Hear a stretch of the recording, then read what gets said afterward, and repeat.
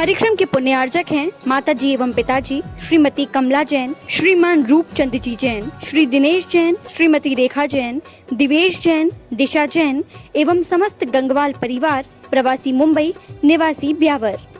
संत कहते हैं क्षमा के उस क्षमा से ही उस अंतरंग में परिवर्तन आ सकता है। आज बात, लेकिन आप लोग क्षमा वाणी तो कर लेते हो, क्योंकि वाणी से क्षमा, बस माफ करना, हाँ, इसी को क्षमा वाणी बोलते हैं। लेकिन कहते हैं क्षमा वाणी की बात कहना और क्षमा वाणी की बात सुनना और सुनाना बहुत सरल है, बहुत सरल। लेकिन वास्तव में अपने आप को क्षमा अंदर से भीतर से मांगना और दूसरों को क्षमा करना बहुत कठिन है, बहुत कठिन है। हमें अपने आप को संकल्पित और समर्पित करेंगे तब वह अंतरंग में वह तरंग पैदा होगी जो हमारे लिए उमंग और उल्लास का काम करेगी। उस उमंग और उल्लास के साथ में ही यह पर्वराज पर्यूषण की आज शुरुआत बेला है। बस वह ऐसी उमंग जो हमारे हृदय में तरंग पैदा कर दे और जीवन का रंग बदल कर अंतरंग में हमें स्थापित कर दे। भावना रखें, भावना में ऐसी तरंग उत्पन्न करें कि मैंने उसे क्षमा कर दिया। बार बार एक ही भावना भाई कि मैंने उसे क्षमा कर दिया। लेकिन क्या करें, आज का आदमी खोटा बनने के लिए तो तैयार है, लेकिन छोटा बनने के लिए तैयार नहीं है। क्या बोला?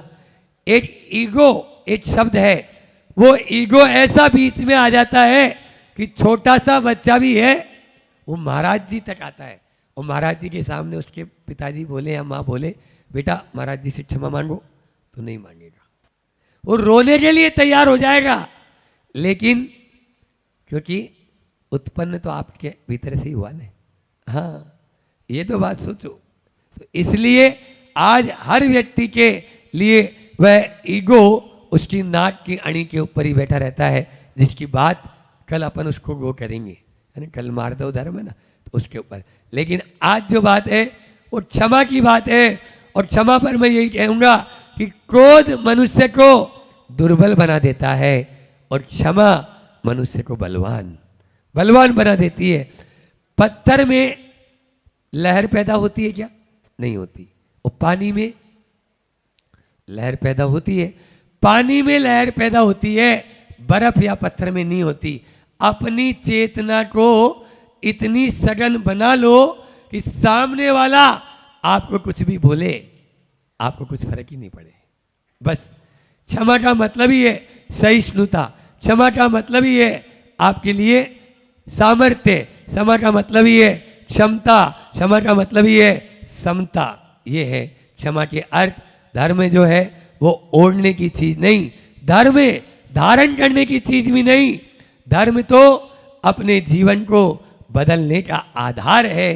मैं कहता हूं बिना नींव के जैसे इमारत खड़ी नहीं हो सकती, बिना जड़ के वृक्ष का कोई अस्तित्व नहीं रह सकता, और बिना अंक के शून्य का महत्व नहीं, बिना धर्म के जीवन का मूल्य नहीं। बस धर्म का प्रादुर्भाव तभी होगा जब जीवन में करुणा होगी, दया होगी, क्षमा होगी, तब हमारे जीवन में उस धर्म का अंकुरण होगा। भाव से बचना चाहते हो तो बस हमें उस कसाई से तो बचना होगा। 4 कारण बताता हूं कसाई के क्या होते हैं, और वो 4 कारण हैं यहाँ पर। सबसे पहला रुचि भेद। मेरी रुचि कुछ और है, आपकी रुचि कुछ और है। जहां पर रुचि आपस में टकराती है वहां पर कसाई हो जाती है, होती है। घर गृहस्थी में देख लो, इसलिए मैंने बोला ने मैं प्रैक्टिकल बात करूंगा।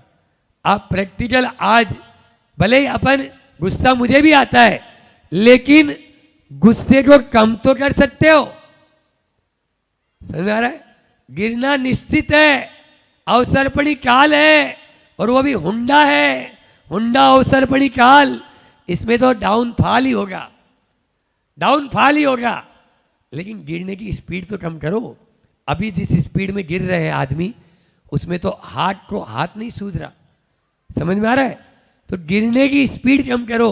बीच में एक उदाहरण याद आ गया, रांची की ये बैठी हुई है, बोकारो स्टील सिटी से राष्ट्रपति का हेलीकॉप्टर उड़ा, क्योंकि बोकारो में उस समय फ्लाइट चलती झारखंड रांची में फ्लाइट चलती थी, बोकारो में नहीं।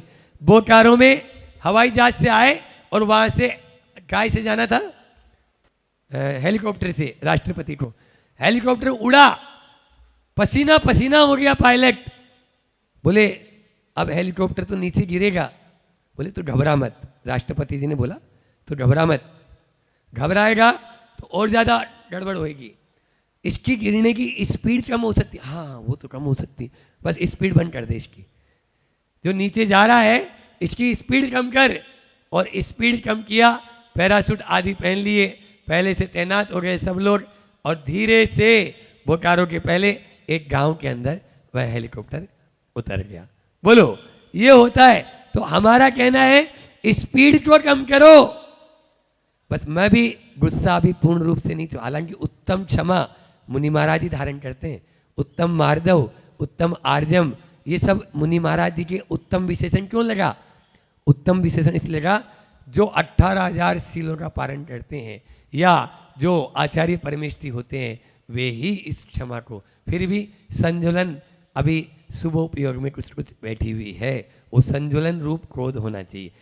हम बदला ही लेते रहते हैं और अपने आप को कोसते रहते हैं, कोसने की बात नहीं। आज उत्तम क्षमा धर्म के दिन हम इन उपायों को अपने जीवन में धारण करें। साथ ही आचार्य श्री जी का हाइकू बिना तो बात आपकी अधूरी रहेगी। आप बोलेंगे महाराज हाइकू तो बता ही दो, तो क्षमा पर बहुत अच्छा हाइकू उनका हमने सुना है, बहुत सारे हाइकू हैं।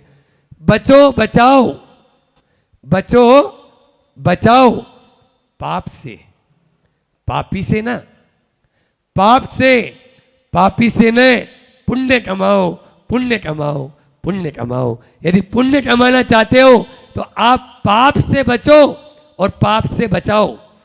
आप लोग पापी से घृणा करते हो क्या? यानी मानसिकता देखो। आज क्षमा धर्म, करुणा भाव, दया भाव का दिन है। यदि ऐसी बातें रखोगे, हमारे गुरुजी कहते हैं कि भैया मरीज अस्पताल में नहीं आएगा तो जाएगा कहाँ?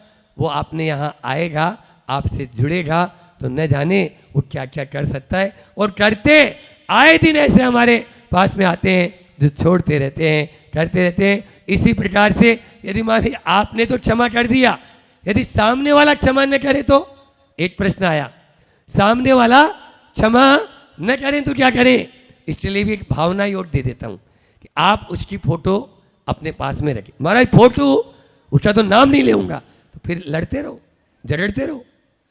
आप उसकी फोटो सामने रखो, आचार्य श्री जी का न रखोगे चलेगा, और उसके सामने जाकर रोज बोलो मैंने उसे क्षमा किया, मैंने उसे क्षमा किया, मुझे माफ करो, मैंने आपको माफ किया, मुझे माफ करो मेरी गलती हो गई, मुझे माफ करो मेरी गलती हो गई। आप देख लेना 90 दिन में आप उसके पास जाएंगे, वो आपके चरणों में गिर जाएगा। ये गारंटी से मैं कह सकता हूं।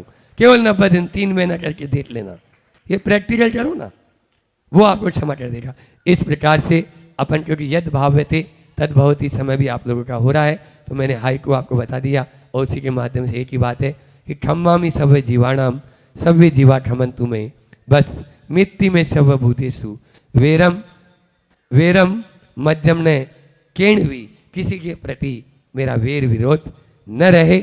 ऐसी भावना के साथ में आज एक एक व्यक्ति यहाँ पर जो बैठे हुए हैं पूरे, सबसे आज का नियम यही है, अपने बंद नेत्रों से जब एकांत में आप बैठो, जिससे आपका बैर है उसके प्रति ऐसी ही भावना रखेंगे, वह बैर की गांठ खुल जाएगी। सबकी बैर की गांठ खुले, इसी भावना के साथ अहिंसा परमो धर्म की। इस कार्यक्रम के पुण्यार्चक थे माता जी एवं पिताजी श्रीमती कमला जैन, श्रीमान रूपचंद जी जैन, श्री दिनेश जैन, श्रीमती रेखा जैन, दिवेश जैन, दिशा जैन एवं समस्त गंगवाल परिवार, प्रवासी मुंबई, निवासी ब्यावर।